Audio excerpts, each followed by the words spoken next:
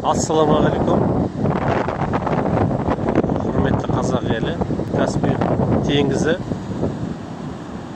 Мен Мекке қаласында болғанда, Мекке қаласы тас жерде орналасқан ба десем, мынау Ақтау қаласы тастың үстінде тұр екен ғой. Мына жерді қараңыздар.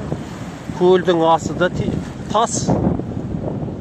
Көлдің астың барлығы мынау қалай айтсам екен, орысша айтқанда сплошной тас. Мынаның барлығы құм жоқ көлдің астында. Мынаның бәрі сплошной тас қой.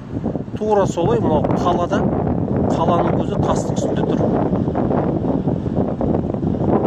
Топырақ, жер жоқ, тас жердің барлығы. Сондықтан ештеңе өспейтіні сондықтан екен. Мынау тас. Өте қызық сондай. Мына жердің барлығы, жаңа орысша айтқанда, сплошной тас. Кете береді тас. Тас емес, осындай. Жердің бәрі тас. Өте қызық. Бұндайды бірінші рет көріп тұрмын. Өте қызық екен.